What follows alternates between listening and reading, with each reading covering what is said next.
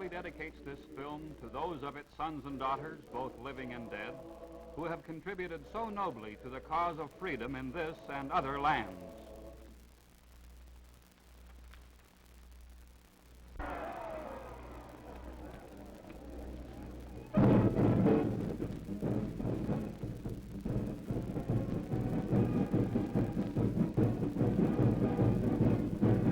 In command of Penn State's football fortunes down through the years has been an all-alumni staff headed by Bob Higgins, All-American end in 1990. Line coach Joe Bedank, All-American guard in 1923. Backfield coach Al Michaels. End coach Earl Edwards. Freshman coach Marty McAndrew. For most of these games, the steel stands at New Beaver Field and rival stadiums have been filled to capacity, and thousands of football fans have listened to the play-by-play broadcasts of station KDKA. Behind the microphone for commentary in this film is the same Bill Sutherland, veteran KDKA sports announcer, who has broadcast most of the games from which these exciting plays were taken. Hello, everybody. Yes, it's a heartwarming sight on crisp autumn afternoons to look out over New Beaver Field and watch Penn State's valiant sons battle longtime rivals on the gridiron. There's the famous Blue Band, marching downfield, heads high, shoulders erect, playing the songs of old Mount Nittany. Here they come, the proud wearers of the blue and white, all rugged sons of Penn State and all eager to engage in football combat. Their faces disclose their enthusiasm, their anxiety to get on with the game, their determination to win another victory for the glory of Old State. Just about ready to go now. State wins the toss, will kick, and there's another football game underway. Yes, they all start out the same, but what happens between the opening kickoff and the final gun never has been figured out in advance. You just can't tell which way a football will bounce. Along about 1937, they began bouncing the right way for the Nittany Lions. And here are some of the plays and players that have helped keep the Nittany Lions in the national limelight down through the years. Bucknell's always tough for the Nittany Lions, and this year is no exception. That's Windy Weir, one of State's great bantam backs, taking the ball from center, going back, and then racing forward before he tosses a long pass to Joe Odessa on the 1. Score a moment later helps the Lions nose out Bucknell 20-14. There he goes. It's Bill Denise in a naked reverse that would put Gypsy Rose Lee to shame. Touches the Lion back as he races across the goal line for one of 3 touchdowns against Syracuse. This isn't exactly a brother act, but Windy Weir and Harry Harrison demonstrate the effectiveness of cooperating against Penn. As first, Weir tosses a pass to Harrison. He gathers it in on the 16-yard line. And then Harrison passes to Weir for the winning touchdown. Weir is lost to sight, but he catches it all right. Final score, Penn State 7, Penn nothing.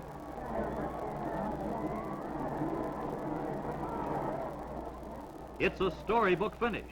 With only 2 minutes to go and the score tied at 14-14, Harry Harrison breaks loose and with Joe Odessa clearing his path, races 23 yards for a touchdown that wins the game. Penn State 21, Maryland 14. Another year, another thriller against Penn as the Lions reach their heights on Franklin Field. Here's how to score an extra and tying point the hard way. The ball, watch it, bounds to the 15 when Johnny Patrick's placement is blocked. And Lloyd Ickes, ever alert, races after it, gobbles it up, and bowls his way over for the 7th and tying point against the Quakers.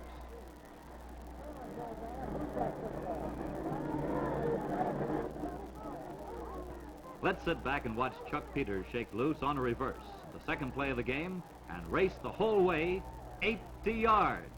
My, how that boy can pick 'em up and lay 'em down for the first of 5 touchdowns against Syracuse. Oh, would I be out of breath after that one.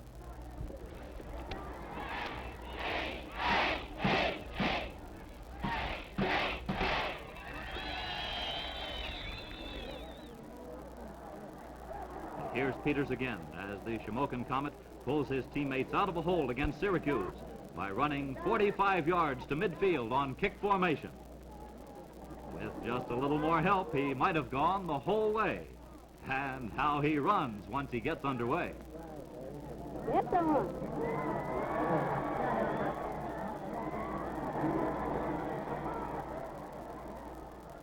This game was only 3.5 minutes old when Lloyd Ickes, on a spinner off tackle, finds himself in the clear, cuts to the right, and outruns a few desperate pursuers for the first of 5 touchdowns against Maryland. His run covered all of 69 yards, and he fairly flew for the whole distance.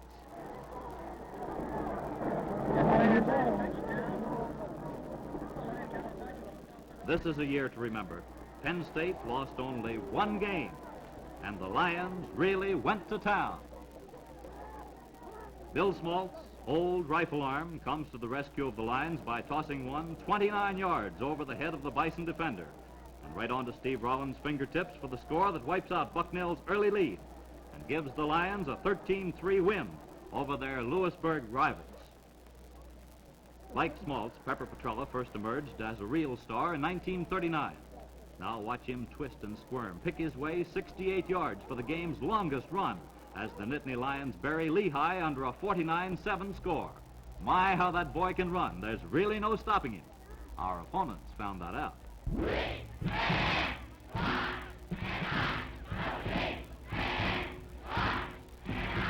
Here we see Petrella again, against Penn. As he starts around end, outruns the on-rushing foe, and then goes through the Quaker secondary for the game's only touchdown. Yes, the Lions won 10-0.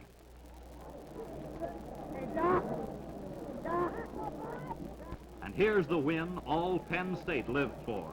A 10-0 decision over Pitt, the first in 20 years. The first score comes when Craig White takes the ball from Bill Smaltz on a reverse, slants off short left end, and goes to the 1 before Dick Cassiano knocks him out. And that's Bill Smaltz punching it over.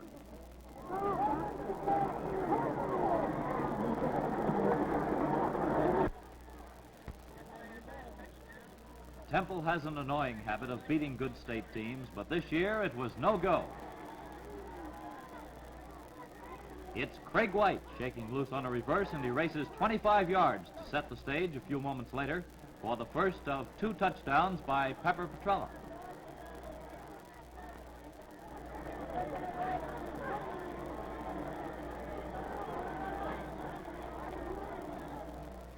Petrella, running hard, starts around left end, then bursts through tackle, cuts to the right, and dashes down the sideline. Watch Andy Tomasic get a free ride to the goal line for State's second touchdown. The Lions won 18-0.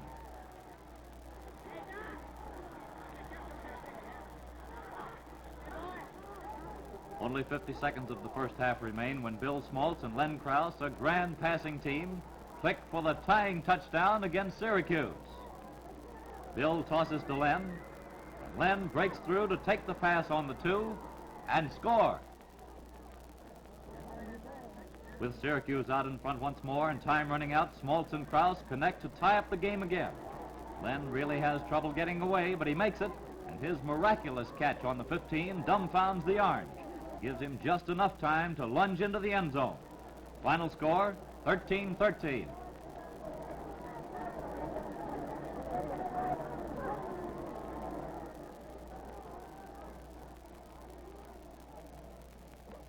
That man, Chuck Peters, is here again. The Shamokin boy, standing on the goal line, fumbles the kickoff momentarily, or so they tell us, scoops it up again, starts slowly. Here he comes. Oh, look at that blocking. It's just what the doctor ordered. There's Peters. Across midfield, someone gets his hands on him, but he shakes loose, runs pell-mell for the goal line. State easily took this one from NYU.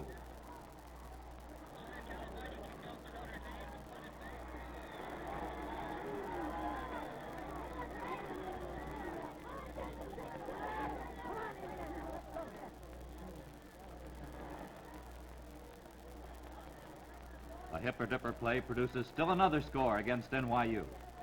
That's Tom Vargo reeling off yardage, 30 in all, with his giant strides, and just as he's about to be tackled, He laterals off to Ben Pollock, who goes the rest of the way for a touchdown. The Nittany Lions won this one easily. Score, 25-0.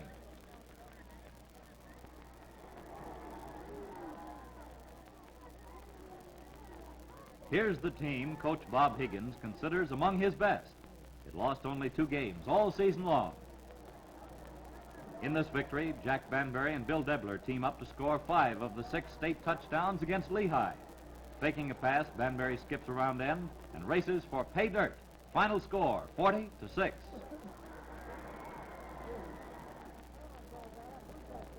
Folks in the stands rubbed their eyes when they saw this one. Bob Halpin, line tackle, breaks through the NYU line, blocks the pass before it travels 2 feet, and strides 31 yards through the mud for the first of 6 touchdowns. It was State's first and only night game.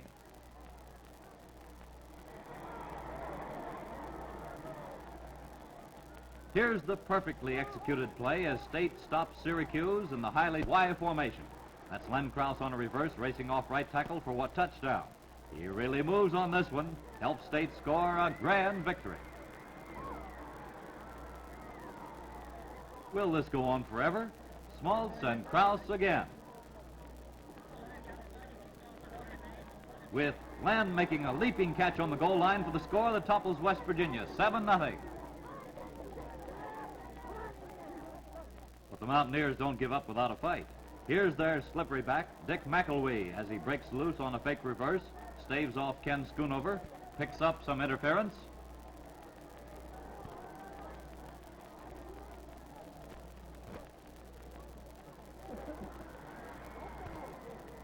And is out in the open with Bill Smaltz coming up from behind, lunges at his flying feet and stops him 10 yards short of the goal line. The Lions gave Pitt a good thumping this time. The score, 31-7. And here's line end, Johnny Potsclan closing in on Edgar Special Delivery Jones. Jones picks up the ball, but that's as far as he goes. Johnny stops him in no uncertain terms.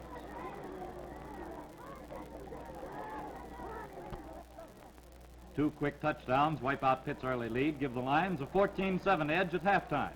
The first and tying touchdown is set up when Bill Smaltz whips a pass to Aldo Sensi, who sends several Panthers flying as he powers his way to the 13.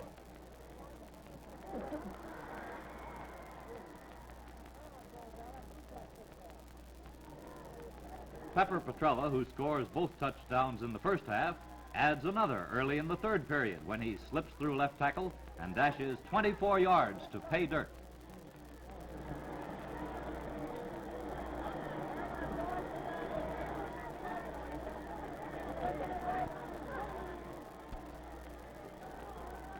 Just to prove the Lions don't make all the touchdowns, here's one for the other team.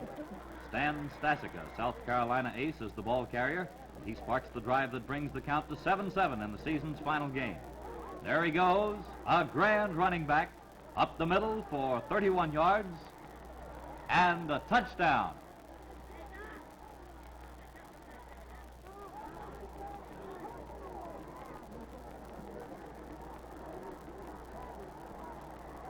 But the Lions rally quickly and put together another touchdown. There's Bill Smaltz falling back and passing to Len Krause for 12 yards and a first down on the 28. Pepper Petrella is no slouch either. Spurred by Stasica's great run, the Lion Bantam breaks through tackle and races 23 yards to the 5 before he's knocked down. Back on his feet, Petrella rockets off left tackle a moment later for the clinching touchdown. State won 19-12. The war brought changes in 1942, but State did all right with its holdovers and new freshmen. It's Bucknell again, giving trouble as usual. But Sparky Brown, insisting he'll have none of that, goes off tackle, picks up a blocker or two, gets out into the open, is away. My, oh my, how Redmore blocks. And will you look at Ray Barbuti, Syracuse's old Olympic star and an official in the game, running sideways and still beating Sparky to the goal line.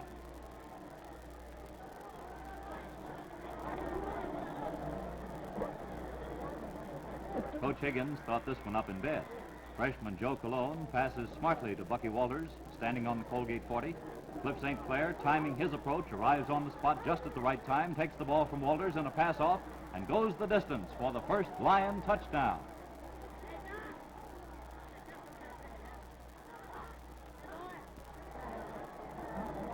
St. Clair, a trackman, looks the part as he starts down the field, turns, takes this pass from Bobby Williams, and beats Jules Jakupovich to the goal line. These two scores give State a 13-10 win over the Red Raiders. Sparky Brown scores early against his Syracuse neighbors. That's Sparky slicing off tackle and bulling his way 41 yards to the 8 before the Orange finally stops him.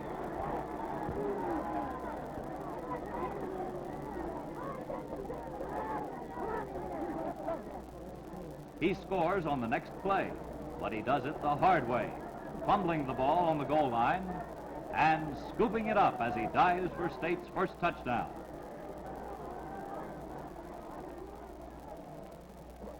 Still on the loose, Sparky takes this pass from Joe Colon in the flat, threads his way past several defenders, and races 48 yards all the way down to the 1-foot mark.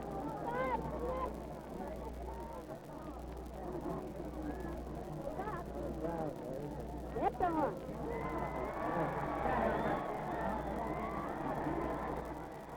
Sparky flies through the air with the greatest of ease. And whoop, oh, he's over the goal line on his stomach. Leo Pletz drops back to kick early in the first quarter of the Penn game. But right tackle Ken Schoonover bursts through, blocks the punt, and the ball rolls crazily until Bob Davis scoops it up on the 24 and races to the 2, where he's tackled from behind by Bert Stiff.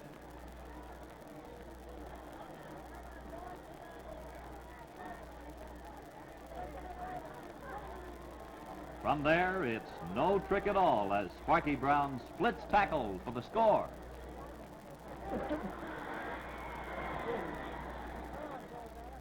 This one's no good. Somebody's holding. But look at Larry Joe go off tackle, cut to the right, and outrun everybody all the way down to the goal line. But this one is good and gives State a thrilling 13-7 victory over the Quakers. It's Larry Joe again, rounding right in, first for 11 yards. Then shifting his feet to the left and circling end again for 14 yards.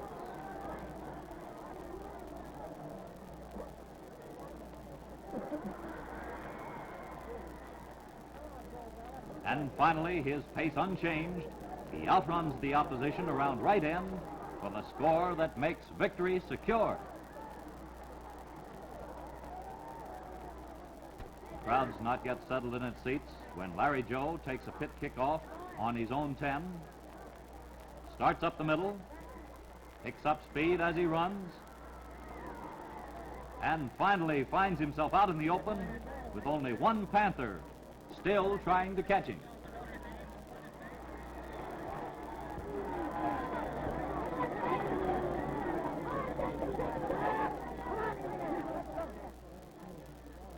Here we are in 43, the year of Lend-Lease in athletics, with Marine trainees very much in the picture. Ever see a perfect coffin corner kick? Here's one with Aldo Sensi in the kicking role and Navy on the opposite side of the line. It rolls out on the 6-inch line, shaking hands with the flag as it bounds off the playing field. West Virginia, usually a Tartar, bowed 32-7 as fullback Alan Richards forces his way through the line, cuts to his left, and is in the clear, with only the Mountaineer safety man in front. The Mountaineer has a parting shot at him, too, but Richards shakes him off and finishes his 49-yard dash into the end zone. This game had everything, including snow. See it? And the hero, Tubby Crawford of 5 Sport fame, makes an auspicious debut by bowling 44 yards through the muddy turf for the clinching touchdown. The Lions top Temple 13-0.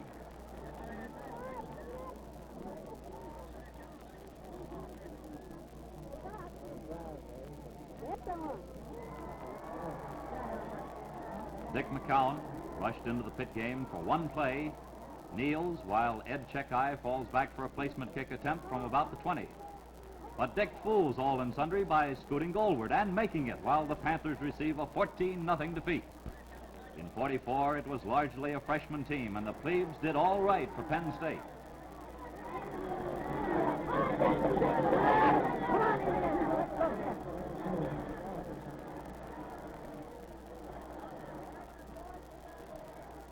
Scatback Elwood Petchel, 140-pound Easton freshman, playing his first college game, takes Muhlenberg's punt on his own 45-yard line, and running like the wind, crosses the goal line without being touched by human hand. It was a grand start for the tiny tailback, who sparked the Lions to a convincing 58-13 victory. Thanks to the Eastern rule change permitting players to run with a fumble, State scores on a strong Navy 11 when end Al Auer scoops up Ralph Ellsworth's bobble on the 20 and runs unmolested to the goal line. Ellsworth, Texas sprint star, tries to overtake Auer, but Auer proves he can run quite a little bit himself.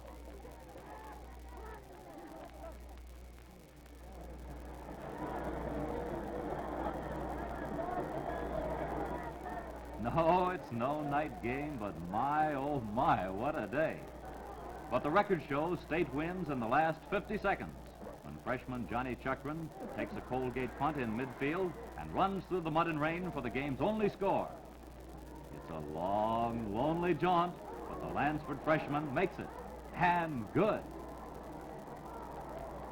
Here's Chuckran again as he picks his way through the West Virginia line and bolts 39 yards for a touchdown. It was a grand run. State lost a close one, 28-27 in a thriller-diller.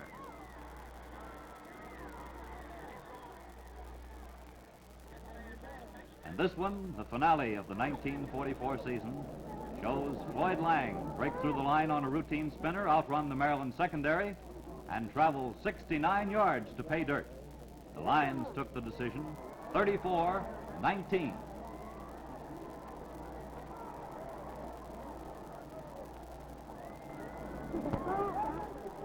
There it is. That's the end of the game, the season, and if I'm not mistaken, the goalposts. They'll make mighty fine fuel for the victory bonfire.